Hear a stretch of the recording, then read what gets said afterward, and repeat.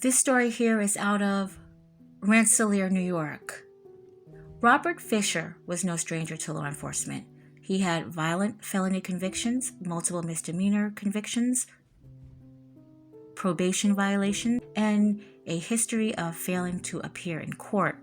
In some articles, it says that Robert Fisher, now 34 years old, he had an acquaintance.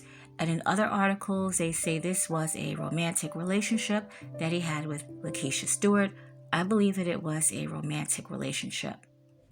She would leave her 3-year-old daughter, Josie Cunningham, in his care. Now, that is stated in several articles that Josie was left in Robert Fisher's care. A call was placed to 911 on July 7th. There was a 3-year-old girl who was in distress at 1552 Broadway. The mother of Josie had called 911. So either she called from work, did Robert call her and say that something was wrong with Josie, or did she call from home?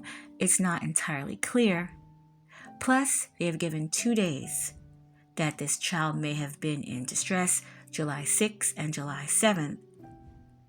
So this terrible incident may have happened both days, or July 6th going into July 7th. I'm not sure, because it is most definitely missing a lot of information about who was in the home with Josie when the paramedics got there, and clearly what day did it happen on. So paramedics responded to the scene, and they instantly knew that something was wrong. Robert attempted to get back into the home, saying that he needed to get his cigarettes. So I have a feeling that maybe the mother was not there. Again, I'm not entirely sure. Investigators who were now at the scene felt like he wanted to get into that home to interfere with what may be evidence later. They took the child, Josie, to Albany Medical Center, where she was pronounced dead by what the prosecutors are calling it homicidal violence. You could immediately tell that something was wrong when they had seen Josie. Whatever was going on, they automatically knew. Robert had drugged Josie with her mother's medicine, according to Times Union.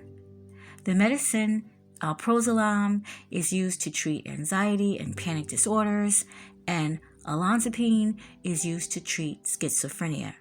And both can make a person drowsy and dizzy, to name a few of the side effects. And we don't know how much he gave this baby. She was small, and she's not used to a medicine this hard, I'm sure. He had given her this medicine while she was awoke, and he would R-word her while she was awoke. Now, her body had went through such a traumatic response that her body shut down. It couldn't sustain the trauma of the R-word. Now, Robert would try to clean her up by using Clorox wipes throughout all over her body. He even scrubbed her face so hard with them that her pigment had came off her skin. He tried to say that he was innocent, but the evidence was too overwhelming. His DNA also was all over Josie, so he was by far not innocent. He pled guilty on July 9th, 2024. Now, Fisher was sentenced to 20 years to life in Elmira Correctional Facility.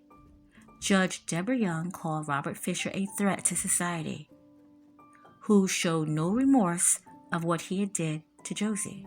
She said that he would never be fit to live in society if future parole hearings are added, and records need to deem him unfit for release.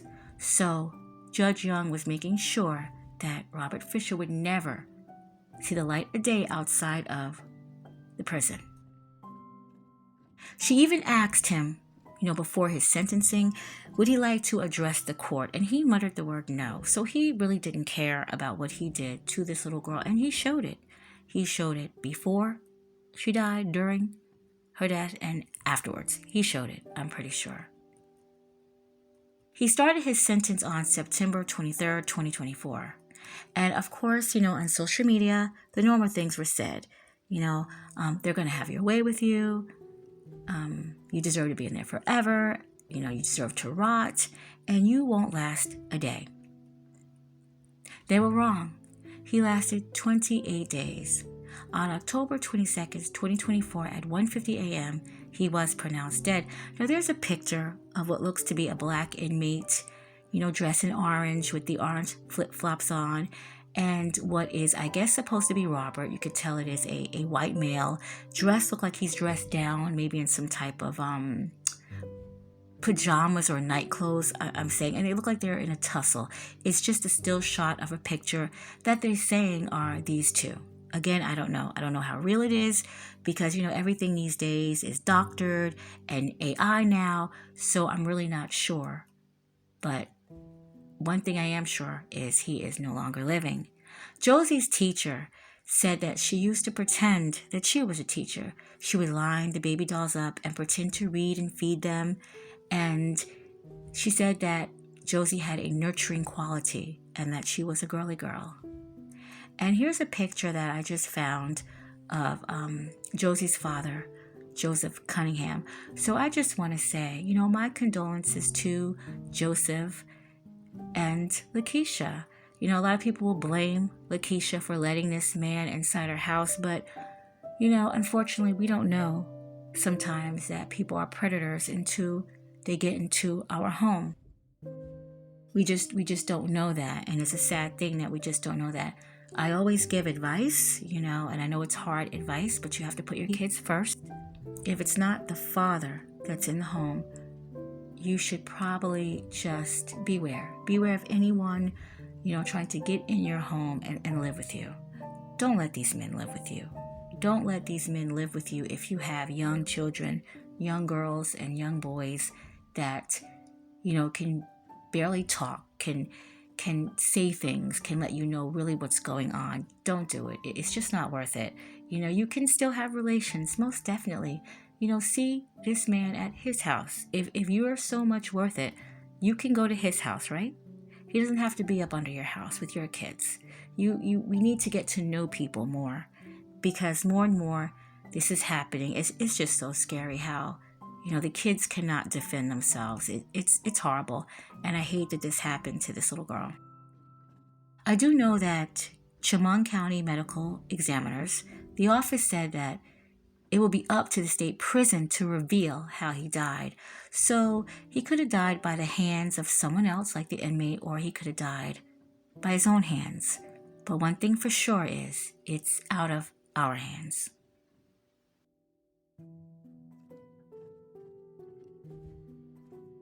So the story about Josie, it was supposed to end right there, but it was just something nagging at me. I wanted to know if Lakeisha was in the home, because I covered a lot of stories, and yeah, sometimes, the mom might be in the home sleep, and she doesn't even know that her, child is being essayed in the other room.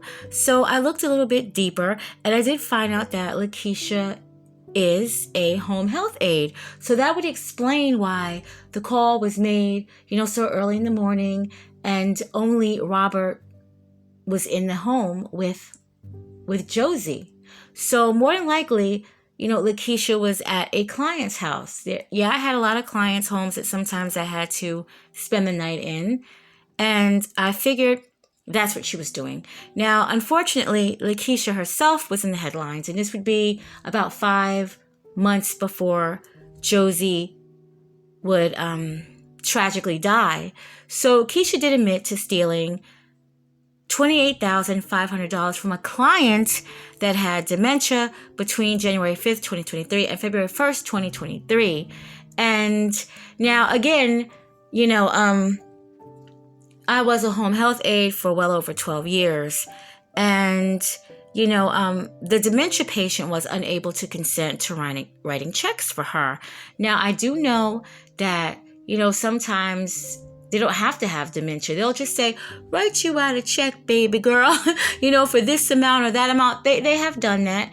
And we know that we are not allowed to take any money, no gifts from our clients at all. Now, their children, we could take cash gifts and, other type of gifts from their children, because their children are adults. They're maybe our age or older. Their children are adults. So their children, are the ones that is either paying you or you're getting paid through the company. So we know that much. So we can accept gifts when the children are doing it. You're not even allowed to eat their food. And, I've been places where, the children that had put them in there, they would say something like, okay, well, when you fix mama this, or when you fix daddy this, make something for yourself. Now, they have said things like that. And of course, when I used to stay overnight, I used to stay the weekends with one of my clients, which they paid cash. It wasn't from a company, but one of my clients, I used to stay over the weekend with one of my clients, and her daughter would make sure that the refrigerator was fully stocked with things that I liked, and, sometimes when I cooked for Louise, that was her name, I would cook for myself, but that was allowed. Of course, I was staying there. So you know what to do and what not to do. So I don't know. I really don't know. But she was supposed to get either 5 years probation or 6 months in the Albany Correctional Facility. I don't know what she was sentenced to, but I do know that she is currently free, which is good. Good for her. So I dug a little bit more, and I'd like to share with you something that I found. So Josie had a big brother by the name of Leesa Stewart. Now he plans to honor his little sister with a short, powerful documentary. That's what they're calling it. And it's called Justice for Josie. It's focused on the life of Josie and the impact her death had on the community. He plans to submit this documentary to festivals around the world. So, that's what's up. That's what's up, that her big brother is doing this for her. He said he wants her legacy to continue and her to not be forgotten. Only 3 years old, just 3 years old, my goodness. And he wants to make sure that she's not forgotten. Now, I believe the film should be out now. I tried to look for it. I couldn't find it, but I'm going to continue looking for it. And definitely I'm going to take a look at it when I find it. Now, they're actually saying that Robert Fiser, he may have been able to be released in 20 years from prison. I didn't really know that. I also read an article where they said Josie's brother, Jaquan, he was one of the people that had found her bloody body. So now I get it.